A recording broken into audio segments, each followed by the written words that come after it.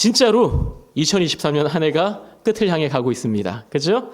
이렇게 한 해가 저물어가고 또 2023년도도 끝을 향해 가고 있다라는 것은 그만큼 만물의 마지막 때가 가까워져 가고 있다라는 이야기로 이해할 수 있을 것입니다. 저는 이러한 관점에서 원로장로 추대 및 은퇴식이 있는 오늘 오후 찬양 예배를 베드로전서 4장 7절 8절의 말씀을 가지고 좀 같이 은혜를 나누고자 합니다. 오늘 본문에서 베드로 사도는 만물의 마지막 때가 가까이 왔다라고 이야기하고 있습니다. 자, 그렇다면 사도 베드로가 이야기한 이날 만물의 마지막이 가까워졌다라는 이런 심각한 이야기를 도대체 언제 하였는가라는 것을 우리가 좀 생각해 볼 필요가 있는데요. 대략 넉넉하게 잡아서 한 2000년쯤 전에 베드로 사도가 이런 이야기를 한 겁니다. 성경학자들은 베드로전서가 주후 64년경에 기록되었다라고 이야기를 하는데요. 그런 까닭에 만물의 마지막이 가까이 왔다라는 것은 우주적 종말을 뜻하는 말이고, 베드로 사도는 우주적 종말이 얼마 남지 않았다라는 이야기를 하고 난 다음 1960년이 지난 겁니다. 정말로 1960년이 지났는지 의심하지 않으셔도 됩니다. 제가 설교를 준비하면 계산기로 2023 빼기 64 이렇게 해가지고 해봤더니 1960년이 지난 거더라고요. 베드로 사도가 만물이 마지막이 가까이 왔다라는 이야기를 하고 끝은 오지 않았어요. 그리고 1960년이라는 긴 세월이 지났습니다. 이게 도대체 어떤 느낌인가 제가 좀 곰곰이 생각해 보다가 이런 느낌일 것 같아요. 무슨 얘기냐면 우리가 축구 경기를 보지 않습니까? 월드컵이든 올림픽이든 손흥민도 나오고 이강인도 나오는 그런 축구 경기를 볼 때 전후반 몇 분 하죠? 90분을 합니다. 전후반 90분 경기를 했는데 0대0 혹은 2대2 이러면서 승부가 나지 않은 거예요. 그러면 뭘 해요? 연장전을 합니다. 만물이 가까이 왔다라는 이야기를 하고 만물이 가까이 아직 오지 않았다라는 것은요, 90분 축구 경기를 했는데 끝이 안 나서 연장전을 2800분 정도 하는 느낌인 겁니다. 제 말이 어렵나요? 그러니까 사도 베드로가 주 64년경에 이 세상의 끝이 다가온다라고 얘기했으면 정말로 끝이 와야 되는데, 그리고 1960년이라는 긴 시간이 지났으니까 이것은 마치 90분 축구 경기하고 도대체 끝이 안 나니까 연장전을 2800분이나 길게 하고 있는 그런 느낌을 준다라는 것이지요.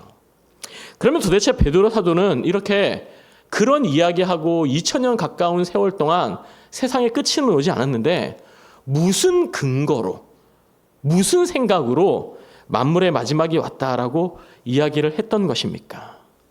우리는 그 답을 사도행전 말씀에서 좀 찾아볼 수 있는데요. 우리가 잘 아는 사도행전 1장 11절 말씀 제가 좀 읽어드리겠습니다. 이르되 갈릴리 사람들아 어찌하여 서서 하늘을 쳐다보느냐.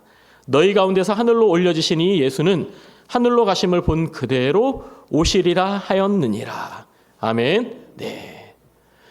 우리가 잘 아는 바와 같이 예수님은요, 부활하시고 난 다음에 제자들이 보는 앞에서 너희는 가서 모든 민족을 제자로 삼아 아버지와 아들과 성령의 이름으로 세례를 베풀고 내가 너희에게 분부한 모든 것을 가르쳐 지키게 하라라는, 제가 이걸 외우네요. 네. 이런 지상 대명령을 남기시고 제자들이 보는 앞에서 승천을 하셨습니다. 하늘로 올라가셨어요.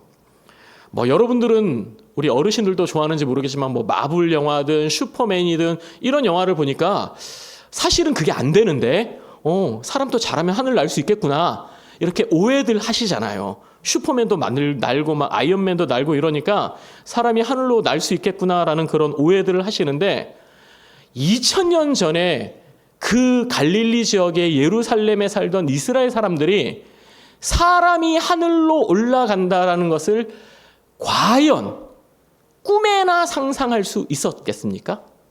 사람이 하늘을 올라간다, 하늘로 날아간다. 도저히 상상할 수 없는 일입니다. 그런데 그들 눈앞에서 예수님이 하늘로 올라가셨다는 것은요, 정말 충격적인 일이었어요. 그러다 한두 사람이 보는 앞에서 예수님이 그러신 것이 아니라 120명의 성도들이 모인 앞에서, 수많은 사람들이 모인 앞에서 하나님이 이 말씀을 남기시고 대명령을 남기시고 하늘로 올라가신 겁니다. 너무 충격을 받고 하늘만 멍하니 바라보고 있을 때 그때 누가 나타났느냐? 천사가 나타나서 앞서 말씀드린 이 말씀을 한 거예요. 갈릴리 사람들아, 어찌하여 그렇게 충격을 받고 놀라서 하늘만 쳐다보고 있느냐? 그러면서 뭐라고요? 너희가 본 예수님, 하늘로 올라가신 예수님은 너희가 본 그대로 다시 오실 것이다 라고 말씀하셨습니다. 이렇게 예수님이 승천하시던 자리에 베드로가 있었을까요? 없었을까요? 있었죠. 있었습니다. 그리고 다시 예수님이 오실 거라는 그 천사의 말도 베드로는 똑똑히 들었습니다. 그리고 그 약속이 지극히 당연하게 내가 살아있는 동안에 예수님은 다시 오시겠구나. 내가 죽기 전에 예수님은 분명히 다시 오시겠구나라고 생각을 했던 겁니다. 당연하지 않겠습니까? 여러분이 그런 이야기를 천사들에게 들었다면 당연히 여러분들도 그렇게 생각하셨을 겁니다. 그래서 베드로 사도는요, 오순절 성령 강림 사건 이후에 목숨을 걸고 십자가 복음을 전하기 시작했습니다. 이유가 무엇이죠? 세상 끝까지 복음이 전해져야지만 예수님이 다시 오실 거라 하였기 때문에 내가 빨리 복음을 전하면 예수님도 그만큼 빨리 오실 거라 생각하고 최선을 다해서 복음을 전한 겁니다. 그래서 베드로는요, 본도, 갈라디아, 갑바도기아, 아시아, 비두니아 등지에서 복음을 전했고요. 그리고 이후에 베드로의 동역자가 된 사도 바울은 더 많은 지역을 담당하면서 대략 30여 년 동안 이 십자가 복음, 부활의 증인으로 온 세상을 누비며 다녔습니다. 사실 그 당시, 베드로가 살던 그 당시에는 우리가 사는 이 지구가 이렇게 큰 행성인 줄 그들은 몰랐습니다. 그래서 아프리카, 아메리카, 오세아니아, 아시아 등 이런 큰 대륙들이 이 땅에 있었을 거라는 것을 상상도 못했어요. 그래서 자신들의 이 발길이 닿는 곳, 갈 수 있는 그곳 정도에서 복음을 전하면 그게 세상의 끝까지 복음을 전한 일이라고 생각을 했던 것이지요. 그래서 최선을 다해서 복음을 전했고요. 그만큼 복음이 다 전해졌다고 싶었던 그때에 베드로 사도는 오늘 본문 베드로전서 4장 7절의 말씀을 통해 만물의 마지막이 가까이 왔다라고 감히 이야기를 했던 겁니다. 천사에게 그런 말 들었지? 나는 열심히 복음 전하지. 보니까 내가 갈 수 있을 만큼 다 간 것 같이. 그러면 예수님 다시 오시겠네. 예수님이 다시 오신다라는 것은 만물의 마지막이 가까이 온 것이다 라는 생각에 이르게 되었다라는 것이지요. 사랑하는 성도 여러분, 앞서 말씀드린 것처럼 사도 베드로가 이런 이야기를 하고 1960년이 지났습니다. 그 사이 만물의 마지막이 왔나요? 안 왔나요? 왜 대답을 못 하시죠? 안 왔습니다. 우리가 지금 숨쉬고 살아있다는 것이 그 증거입니다. 만물의 마지막은 아직 오지 않았어요. 언제 올지도 모릅니다. 하지만 분명한 한 가지는요, 2023년의 마지막은 점점 다가오고 있다라는 것입니다. 2023년도의 마지막은 다가오고 있고 2023년도의 마지막이 다가오고 있다는 것은 만물의 마지막이 작년보다는 재작년보다는 베드로가 살아있던 이 당시보다는 훨씬 더 가까워졌다라는 의미이기도 합니다. 그렇다면 오늘 본문을 통해 우리에게 주시는 하나님의 말씀, 그 주님의 명령을 이 당시보다, 베드로 사도가 살아있던 그 당시보다 우리는 지금 더 충성되게 잘 지켜야 하는데요. 오늘 본문을 통해 하나님은 우리에게 무엇을 하라고 말씀하십니까? 만물의 마지막에 가까이 왔을 때 너희는 무엇을 하라고 말씀하시죠? 우리 8절 말씀 다시 한번 읽어보도록 하겠습니다. 8절 말씀입니다. 시작. 무엇보다도 뜨겁게 서로 사랑할지니 사랑은 허다한 죄를 덮느니라. 아멘. 무엇보다도 뜨겁게 사랑하라고. 그냥 미지근하게 이게 사랑인지 아닌지 잘 모르는 그런 사랑이 아니라 누가 봐도 이거는 사랑이구나. 누가 봐도 이거는 뜨거운 사랑이라는 것을 알 수 있을 만큼 사랑하라고 말씀하고 있습니다. 제가 방금 누가 보아도 알 수 있는 사랑이라고 표현했는데요. 그것은요, 경험을 통해서 알 수 있는 겁니다. 관념으로는 이게 사랑인지 아닌지 정확하게 알 수가 없어요. 개념적인 사랑이 아닙니다. 경험된 사랑, 경험되어서 확실히 느낄 수 있는 사랑이 바로 오늘 본문을 통해 베드로 사도가 이야기하는 이 사랑, 뜨거운 사랑이라는 것이지요. 저는 이 말씀을 묵상하면서 그러면 베드로 사도가 느꼈던 그 뜨거운 사랑은 무엇일까 곰곰이 생각해 보았는데요. 요한복음 21장의 말씀이 생각이 났습니다. 요한복음 21장의 말씀. 부활하신 예수님께서 갈릴리 바다로 돌아가서 그냥 예전처럼 물고기나 잡고 있던 그 베드로를 찾아가셨을 때 다 아시는 내용이지 않습니까? 베드로는요, 예수님을 볼 낯이 없었어요. 왜요? 정말로 예수님의 말씀처럼 닭이 울기 전에 예수님을 3번이나 부인했기 때문에 부활하셨다라는 예수님이 부활하셨다라는 소식을 듣긴 했지만 그 예수님을 다시 만날 염치가 없었던 겁니다. 그래서 다시 갈릴리 바닷가에 가서 물고기 잡고 있었는데 우리 예수님이 그 베드로를 찾아오셨지요. 그리고 말씀하셨습니다. 왜 나를 부인했냐? 왜 나를 배신했냐라고 말씀하신 것이 아니라 우선은 그를 위해 생선을 구워주셨어요. 생선구이 백반. 네, 생선구이 백반이 이때 나왔던 것 같습니다. 그러고 난 다음에 밥을 다 먹고 난 다음에 예수님 말씀하시죠. 내가 나를 사랑하느냐? 라고 물으셨습니다. 그때 베드로가 뭐라고 얘기했죠? 내가 예수님을 사랑하는 줄 예수님이 아십니다. 라고 이야기를 했습니다. 3번 부인했던 베드로에게 3번 그 마음을 확인하신 다음 3번 다 동일하게 내 양을 먹이라. 내 양을 치라. 내 양을 먹이라. 라고 말씀하셨습니다. 베드로의 양이 아닙니다. 예수님의 양. 예수님의 양을 먹이라고 말씀하셨다라는 겁니다.